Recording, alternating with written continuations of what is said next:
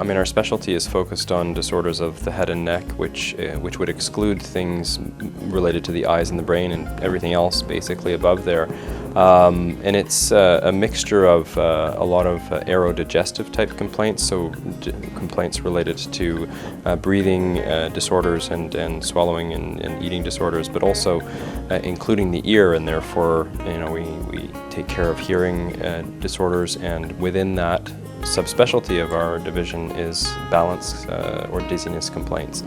So it's a fairly broad range of medical responsibility for a small area that just happens to incorporate a lot of different things. So it can be viewed in several different ways, but very simply I'd say from the collarbones up, but exclude the eyes and the brain, and that's kind of what we do.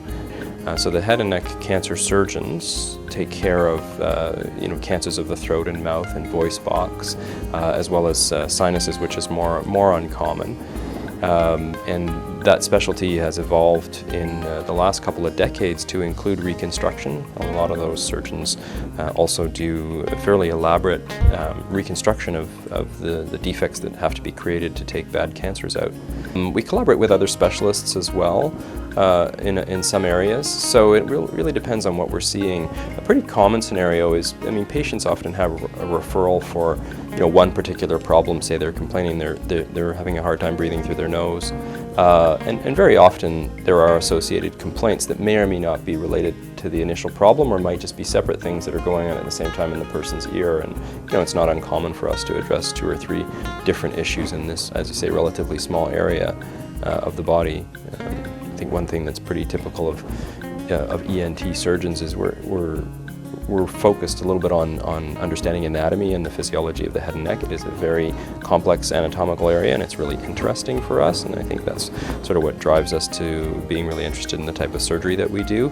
And then you start to realize that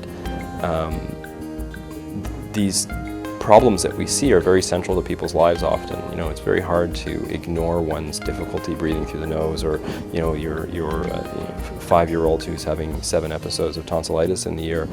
It has a huge impact not only on that kid but on the whole family. So you start to realize that these sort of interesting anatomical and technical things you've learned then have a tremendous impact on people's lives when you can do something about them. So it's one of the sort of satisfying things of I think surgical specialties in general, but for us in particular. Some of the things that we do have very quick and really useful impacts on people's lives. To show in real time what we're doing under a microscope. A lot of our procedures, especially in the ear, are done under a microscope. So even in the clinic, I'll be cleaning ears is sort of one of the more simple things that we do, to putting tubes in the ears in the clinic in adults.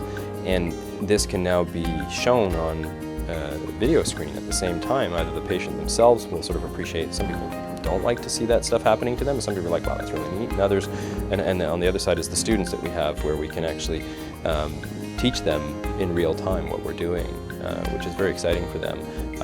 And there's some advantages in terms of research and also patient records. You can take pictures of what's been going on as opposed to just describing it. That's often a huge advantage.